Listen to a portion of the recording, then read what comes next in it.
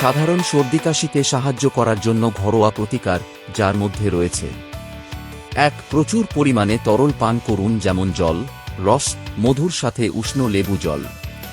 Alcohol, coffee এবং soda এড়িয়ে চলুন, যা আপনাকে ডিহাইড্রেট করতে পারে।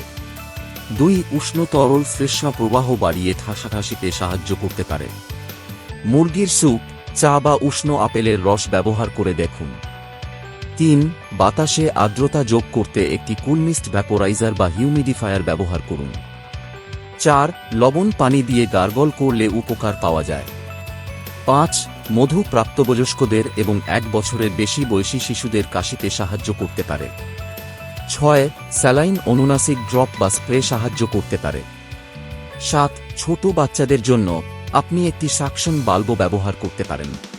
সাধারণ সর্দি হওয়ার বা ছড়িয়ে পড়ার ঝুঁকি কমাতে আপনি করতে পারেন: ১. আপনার হাত প্রায়শই সাবান এবং জল দিয়ে ধুয়ে ফেলুন, বিশেষ করে খাবার খাওয়া বা প্রস্তুত করার আগে, বাথরুম ব্যবহার করার পরে এবং আপনার নাক মোছার পরে। না ধোয়া হাতে আপনার মুখ স্পর্শ এড়িয়ে চলুন।